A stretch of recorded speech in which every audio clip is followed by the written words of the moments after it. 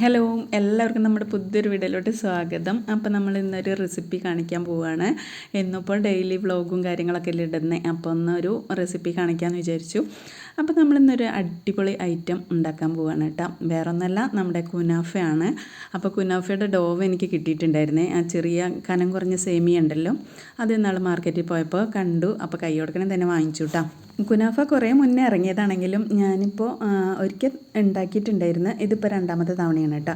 അപ്പോൾ ഫസ്റ്റ് നമ്മളിത് ചെയ്ത് നോക്കുമ്പോൾ ഇതുപോലത്തെ നൈസായിട്ടുള്ള സേമിയൊന്നും കിട്ടിയില്ലായിരുന്നു.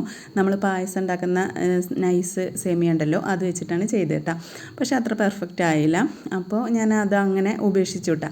പിന്നെ ഇതുപോലെ കുറേ വർഷങ്ങൾക്ക് ശേഷമാണ് ഞാൻ വീണ്ടും ഈ സേമിയ കണ്ടപ്പോൾ എനിക്ക് കുനാഫ ഒന്നും കൂടി ഉണ്ടാക്കി നോക്കണം എന്ന് വിചാരിച്ചിട്ടും കൂടിയിട്ടാണ് ഇത് വാങ്ങിച്ചിട്ടുള്ളത് കേട്ടോ.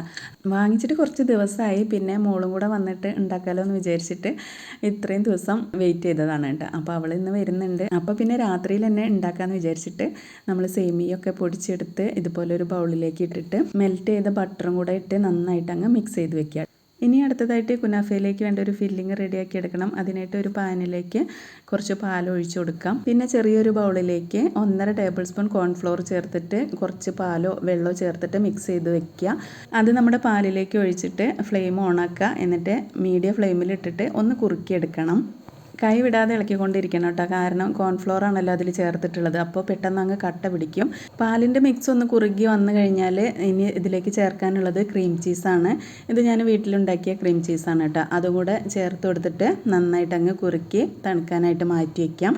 ഇനി നമുക്ക് കുനാഫ ഒന്ന് ബേക്ക് ചെയ്തെടുക്കണം. അതിനായിട്ട് ഞാനൊരു കേക്കിൻ്റെ ട്രേ ആണ് എടുത്തിട്ടുള്ളത് കേട്ടോ. അതിലേക്ക് അത്യാവശ്യം ബട്ടറൊക്കെ തേച്ച് കൊടുത്തതിന് ശേഷം നമ്മുടെ ആദ്യത്തെ സേമിയ ഒരു ലെയർ അങ്ങ് ഇട്ട് കൊടുക്കാം. അതിന് ശേഷം നമ്മുടെ ക്രീം ഇട്ട് കൊടുക്കാം. പിന്നെ അതിൻ്റെ മുകളിൽ വീണ്ടും സേമിയയുടെ മിക്സ് ഇട്ട് കൊടുക്കുക കേട്ടോ. എന്നിട്ട് ചൂടായിരിക്കുന്ന പാനിൽ വെച്ചിട്ട് ബേക്ക് ചെയ്തെടുക്കാം. മീഡിയം ഫ്ലെയിമിൽ ഇട്ടിട്ട് വേണം ഇത് കുക്ക് ചെയ്തെടുക്കാനായിട്ട്. അപ്പോൾ 2 സൈഡും ഇതുപോലെ മുരിഞ്ഞു വന്നപ്പോൾ നമ്മൾ ബദാം വെച്ചിട്ട് ഒന്ന് ഡെക്കറേറ്റ് ചെയ്തിട്ടുണ്ട്. പിസ്ത വെച്ചിട്ടാണ് ചെയ്യുക. എൻ്റെ കയ്യിലിപ്പോൾ ബദാമേ ഉള്ളൂ. പിന്നെ നമ്മൾ ഷുഗർ സിറപ്പ് ഉണ്ടാക്കിയിട്ടുണ്ടായിരുന്നു. അപ്പോൾ ഷുഗർ സിറപ്പ് അതിൻ്റെ മുകളിലോട്ട് നന്നായിട്ട് അങ്ങ് ഒഴിച്ചു കൊടുക്കണം കേട്ടോ. അപ്പോഴാണ് ഇത് കഴിക്കാൻ നേരത്തെ നല്ല സ്വീറ്റായിട്ടിരിക്കുള്ളൂ കേട്ടോ. അങ്ങനെ നമ്മളിതാ കുനാഫ കട്ട് ചെയ്തെടുത്തിട്ടുണ്ട്. അത്യാവശ്യം നല്ല ടേസ്റ്റ് ഉണ്ടായിരുന്നേ. ഭക്ഷണമൊക്കെ കഴിച്ചാൽ നമുക്കൊരു മധുരം കഴിക്കാനൊക്കെ തോന്നില്ലേ. അപ്പോൾ ഇടയ്ക്ക് ഇതുപോലെ എടുത്തിട്ട് കഴിക്കാൻ നല്ല ടേസ്റ്റാണ്. അപ്പോൾ നമ്മൾ ആദ്യത്തെ ഫ്ലോപ്പായെങ്കിലും രണ്ടാമത് ഉണ്ടാക്കിയത് നല്ല സക്സസ് ആയി. അപ്പോൾ മറ്റൊരു വീഡിയോയുമായിട്ട് വീണ്ടും കാണാം. താങ്ക്